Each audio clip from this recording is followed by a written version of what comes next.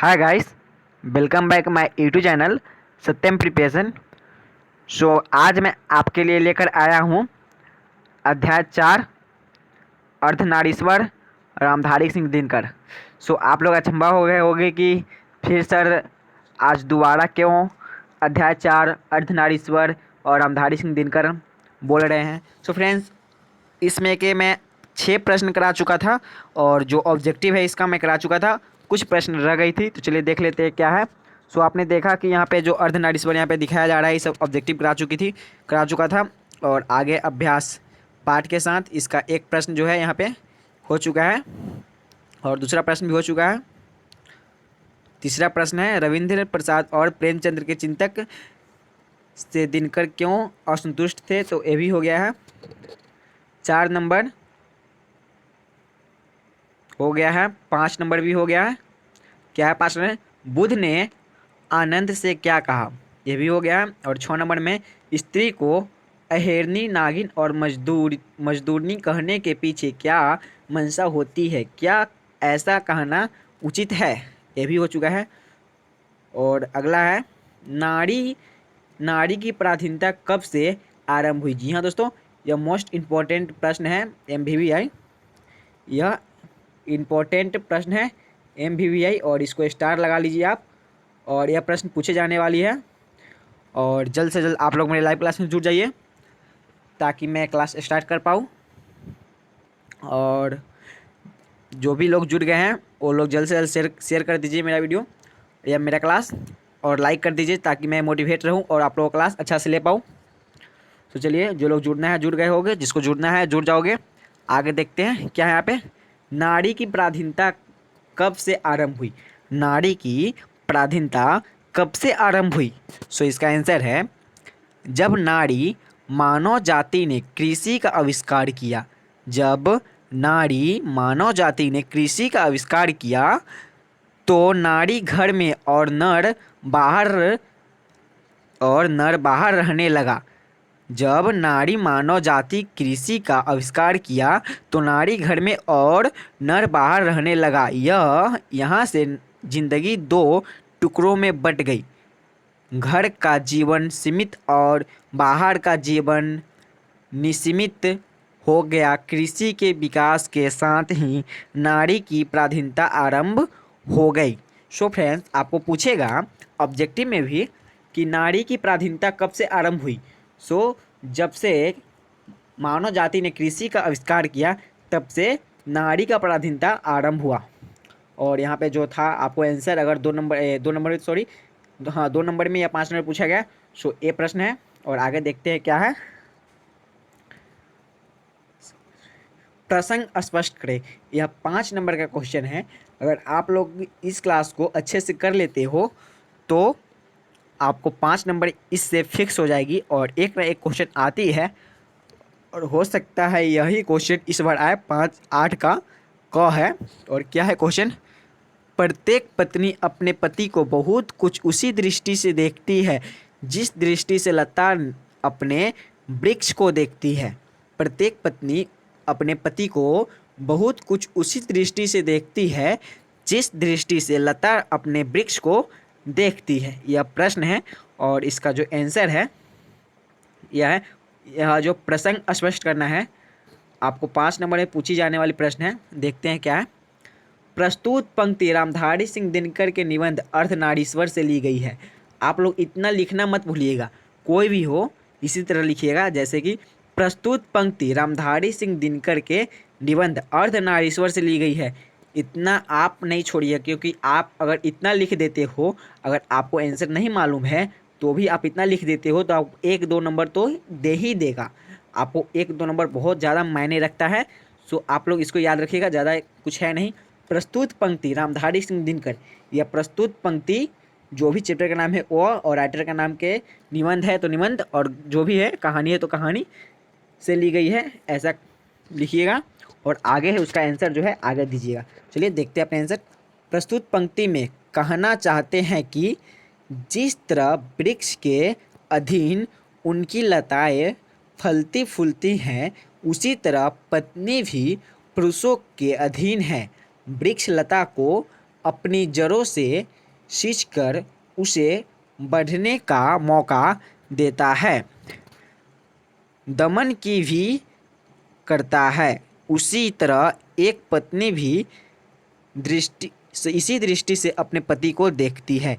प्रश्न यह कह रहा था और इसका आंसर यह है। जैसे कि प्रश्न आपका कहा गया, प्रत्येक पत्नी अपने पति को बहुत कुछ उसी दृष्टि से देखती है जिस दृष्टि से लता अपने वृक्ष को देखती है। सो इसका आंसर है प्रस्तुत पंक्ति रामधारी सिंह दिनकर के निबंध अर्धनारीश्वर से ली गई है।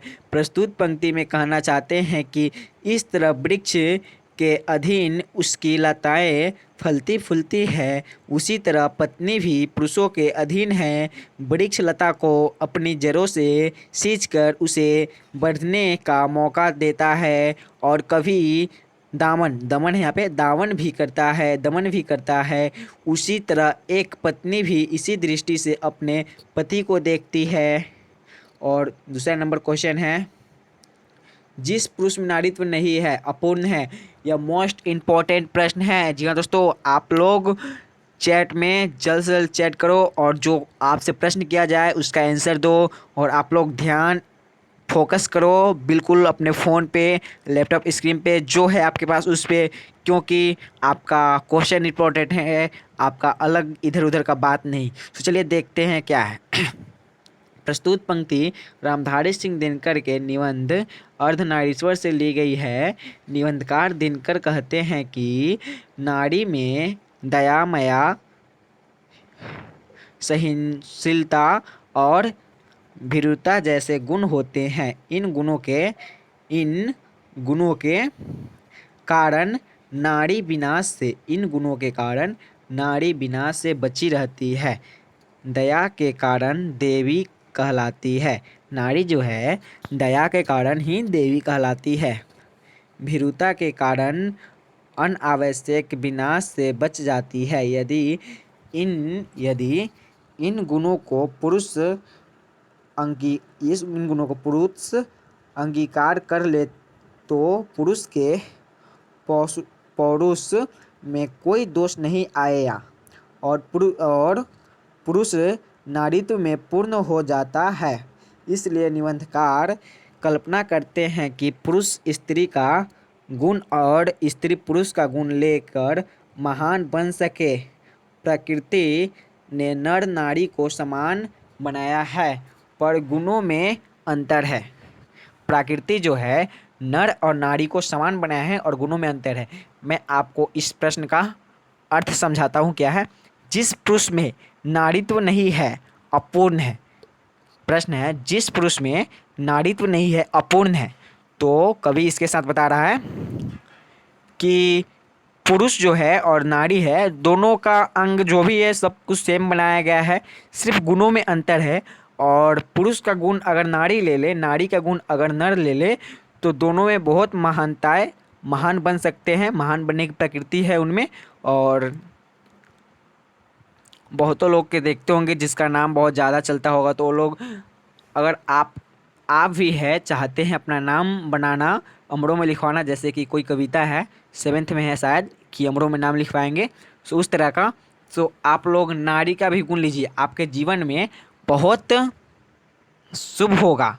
और नारी जो है और नर का गुण लीजिए, किसी से डरिए मत, ठीक है। और नर जो है सहनशीलता रखिए, किसी भी चीज़ का समय होता है और गुस्सा से या कुछ इधर उधर करने से कुछ होगा नहीं। सिर्फ सहनशीलता रहना चाहिए पुरुषों में और नारियों में भय नहीं रहना चाहिए। चलिए बात तो होती रहेगी हर एक क्लास में। अगला टॉपिक देखते हैं क्या है। जिसे भी पुरुष अपना कर्म क्षेत्र मानता है वह नारी का भी कर्म क्षेत्र है। कैसे? जिसे भी पुरुष अपना कर्म क्षेत्र मानता है वह नारी का भी कर्म क्षेत्र है। कैसे? कवि ने तो समान बता दिया, पर कैसे समान बताया यह प्रश्न है। सो इसका आंसर है इस संसार में नर या नारी का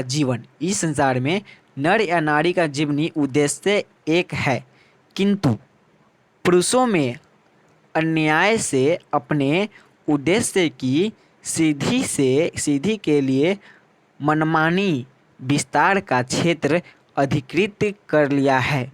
जीवन की प्रत्येक बड़ी घटना आज केवल पुरुष प्रवृत्ति के संचालित होती है, दिखाई देती है। इसीलिए उनमें कर्क सत्ता अधिक और कोमलता कम दिखाई देती है। पुरुष जो है वह कोई भी काम को भय से करना शुरू कर दिया है और इसीलिए पुरुषों में तर्क सत्ता अधिक, कोमलता कम दिखाई देती है। और स्त्रियों में देखते हैं कोमलता, भावना, ये सब बहुत ज़्यादा। आप ही देखते होंगे अपने घर में, मम्मी है तो थोड़ी सहनशीलता से बात करेगी, पापा है तो पापा से तो सबको डर लगता है। जानते हैं पापा अगर गुस्सा होते तो क्या होता है। इसीलिए नर और नारी में यह अंतर बताया गया है। होता है ना, पढ़े लिखे लोग में यही अंतर है कि पढ़े लिखे जो पढ़ते हैं, अगर आप हिंदी भी पढ़ रहे हो तो कितना गुण है आपके पास, कितना समझ रहे हो अभी। और जो नहीं पढ़ते हैं उनके पास जाकर देखिए कुछ नहीं है। सो पढ़े लिखे, कोई भी पढ़ाई होता है, पढ़े लिखे लोगों की बात ही कुछ और है। आप लोग पढ़ाई पर फोकस कीजिए। जितना इज्जत आपको पढ़े लिखे लोगों पर, जितना मान सम्मान मिलेगा, उतना इधर उधर करके नहीं मिलता है। आप यहाँ पे देख रहे हो, आपको कुछ ना कुछ समझ में आया ही होगा, नारी, सहनशीलता, इस तरह का। सो आप लोग बने रहें और आगे देखिए। निम्नलिखित शब्दों से संज्ञा बनाएं। निम्नलिखित शब्दों से संज्ञा बनाना है। और यहाँ पे है फर्स्ट कल्पित, कल्पना, इसका संज्ञा, कल्पित का संज्ञा होता है कल्पना। और शीतल, शीतल का है शीतला। अवलंबित, तीसरा है अवलंबित, तो इसका संज्ञा है अवलंब, अवलंबित का अवलंब। मोहक, मोहक, मोहकता, मोहक का होता है मोहकता। आकर्षक, आकर्षण, आकर्षक, आकर्षण। व्यक्तिक, व्यक्ति, व्यक्तिक, व्यक्ति। विधवा, वैधव्य, वैधव्य, विधवा, वैधव्य। साहसी, साहसी, साहस, साहसी, साहस। और उसके बाद है 2 नंबर, वाक्य प्रयोग द्वारा लिंग निर्णय करें। वाक्य प्रयोग द्वारा लिंग निर्णय करें। ये तो संज्ञा है, आपको बहुत काम आने वाली है। जीवन से रिलेटेड जो भी है वो संज्ञा में ही है। हिंदी आपका इतना रोचक विषय है, अगर आप लोग हिंदी पर ध्यान देते हो तो 95+ मार्क्स उठा लाओगे। लेकिन आप लोगों के हिंदी को इतना हल्का समझ लेते हो कि नंबर ही गंवा कर चले आते हो। चलिए वैसा नहीं करना है, इस बार कम से कम आप लोग ध्यान दीजिए हिंदी पर। जो 10th में होगा उसे भूल जाइए, 12th में ध्यान दीजिए। क्या है यहाँ पे, वाक्य प्रयोग द्वारा लिंग निर्णय करें। संन्यास, पुरुष, संन्यास जो है वो पुरुष है और पुरुषवाचक है। और यहाँ सोहन ने चौरोपन में संन्यास धारण कर लिया। सोहन ने चौरोपन में संन्यास धारण कर लिया। और उसके बाद आयुष्मान, आयुष्मान भी पुरुषवाचक है। आयुष्मान रहो, मतलब कि पंडित जी होते हैं ना, कहते आयुष्मान हो, उसी तरह आयुष्मान रहो। आप लोगों को भी हंसी लग गई होगी, अगर कोई पंडित जी से भेंट हुआ होगा तो, कोई अगल बगल में है तो प्रणाम करोगे तो आयुष्मान भवा, इसी तरह का होता है। चलिए आगे देखते हैं, सब तो होती ही रहती है। अंतर्मन पुरुषवाचक है, अंतर्मन जो है वह पुरुषवाचक है। अपनो अंतर्मन में, अपने अंतर्मन को पहचानो, अपने अंतर्मन को पहचानो। महर्षि स्त्रीवाचक है। महन को संजीवनी जैसी महौषधि की जरूरत पड़ी। महाऔषधि, ये स्त्रीवाचक है, औषधि। लक्ष्मण को संजीवनी जैसी महाऔषधि की जरूरत पड़ी। और यहाँ पे है यथेष्ट, यथेष्ट यह पुरुषवाचक है। रवि को मोहन पर यथेष्ट प्रभाव है। और यहाँ पे है लास्ट मनोविनोद, मनोविनोद स्त्रीवाचक है। मनोविनोद अच्छा लगता है, मनोविनोद अच्छा लगता है। और 3 नंबर है यहाँ पे, अर्ध की दृष्टि से नीचे लिखे वाक्यों की प्रकृति बताएं। अर्ध के दृष्टि से नीचे लिखे वाक्यों की प्रकृति बताना है यहाँ पे। और है यहाँ पे संसार में सर्वत्र पुरुष पुरुष और स्त्री स्त्री है। यही क्वेश्चन मैं आपको समझाना चाहता था पिछले बार, पीछे। और क्या है यहाँ पे देखिए, मैं आपको फिर से रिपीट कराता हूँ। क संसार में सर्वत्र अर्थात सभी जगह पुरुष पुरुष और स्त्री स्त्री है। यह है विधानवाचक वाक्य। यह जो है विधान वाचक वाक्य है। किंतु ख है, किंतु पुरुष और स्त्री में अर्धनारीश्वर का यह रूप आज कहीं भी देखने में नहीं आता। किंतु पुरुष और स्त्री में अर्धनारीश्वर का यह गुण रूप आज कहीं भी देखने में नहीं आता। पता है, जब मैं अपने कोचिंग में था तो अर्धनारीश्वर है, कोई कोई हमको बोलता था कि तुम लड़की जैसे हो, तो मजाक में ही कोई कमेंट करता था तो हम बोलते थे जिसमें अगर नारी तो नहीं है वह पुरुष है ही नहीं। किसी भी पुरुष में नारीत्व का गुण होना आवश्यक है, यही बोलकर मैं जीता था। सो आप लोग भी इसको मन लाकर पढ़िए और मैं आपको इसका जो चैप्टर है मैं आपको अर्धनारीश्वर का अर्थपूर्ण पूरा अर्थ by earth step by step में अच्छे से अपने से स्टडी कर कर और मैं आपको कराऊंगा। आप लोग सिर्फ मेरा चैनल सब्सक्राइब कर लीजिए, आपको नोटिफिकेशन मिल जाएगी और मेरे साथ बने रहिए। यहाँ पे क्या है, नकारात्मक वाक्य है। किंतु जो ख नंबर है, किंतु पुरुष और स्त्री में अर्धनारीश्वर का यह रूप आज कहीं भी देखने को नहीं मिलता। नकारात्मक वाक्य है, कहीं भी नहीं मिलता, नकारात्मक वाक्य। कामिनी तो अपने साथ यामिनी की शांति लाई थी। आपको ऑब्जेक्टिव में मिलेगा, कामिनी तो अपने साथ डैश डैश की शांति लाई थी, तो यामिनी की शांति लाई थी। यह विधानवाचक वाक्य। कामिनी तो अपने साथ यामिनी की शांति लाई थी, तो यह विधानवाचक सर्वनाम। और आगे देखते हैं क्या है, घ है, घ में है, थोड़ा कट रहा है, मैं इसको ऐसे कर लेता हूँ। घ में है, यहाँ से जिंदगी दो टुकड़ों में बट गई। कहाँ से जिंदगी दो टुकड़ों में बट गई? जब पुरुष कृषि का निर्माण किए थे, जब पुरुष लोग, जो पुरुष लोग नहीं, मानव लोग जब कृषि का निर्माण किए थे उस समय जिंदगी दो टुकड़ों में बट गई। औरत सब जो है घर में रहने लगी और पुरुष जो है बाहर का काम देखने लगे इसके वजह से। और आगे देखते हैं, यह है, यहाँ से जिंदगी दो टुकड़ों में बट गई, तो यह है विधानवाचक वाक्य है। और अगला है अंगा, विचित्र बात तो यह है कि इनमें कई महात्माओं ने ब्याह भी किया और फिर नारियों की निंदा भी की। विषमयादि वाचक वाक्य है यह। और आगे देखते हैं,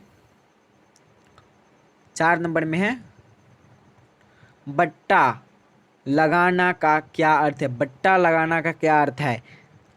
कलंक, और कलंक लगाना, दाग लगाना। बट्टा लगाना का अर्थ है कलंक लगाना, दाग लगाना। जी हाँ दोस्तों, मेरा सत्यम प्रिपरेशन यह यूट्यूब चैनल है।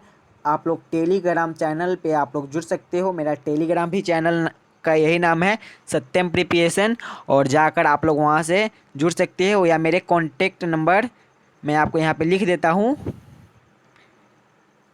9905871019। इस व्हाट्सएप नंबर से आप कांटेक्ट कर सकते हो और मैसेज कर सकते हो। मैं आपको PDF दे दूंगा इसी व्हाट्सएप नंबर पे, और यह नंबर आपको डिस्क्रिप्शन में भी दिया गया है। फिर मिलते हैं कल नए चैप्टर रोज में। सो ठीक है।